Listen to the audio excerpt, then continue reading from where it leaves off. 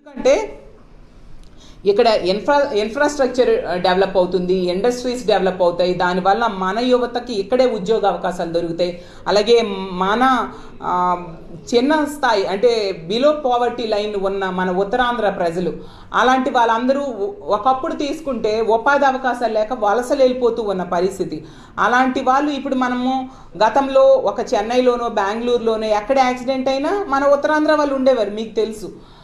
ఈరోజు తీసుకుంటే ఎంతగానో ఇక్కడ డెవలప్ అవుతూ ఉంది. రేపు పొద్దున పరిపాలనా రాజధాని అయితే మన వాళ్ళందరికీ మన ప్రాంతంలోనే ఉపాధి అవకాశాలు దొరుకుతాయి. ఉద్యోగాలేంటి, ఉపాధి అవకాశాలు ఏంటి, అన్నీ ఇక్కడే దొరుకుతాయి. తన సొంత వాళ్ళ దగ్గర ప్రతి ఒక్కరు కూడా నివసించే అవకాశం ఉంటుంది. జనాలు కూడా చాలా సంతోషంగా ఉంటారు. ఇన్ని రకాలుగా ఉత్తరాంధ్ర అభివృద్ధికి అంటే ఇచ్చాపురం నుంచి పాయకరావుపేట వరకు కూడా అభివృద్ధి ఎలా ఉంటుందో చేసి చూపిస్తూ ఉన్నారు జగనన్న. కాబట్టి ఉత్తరాంధ్ర జగనన్నకి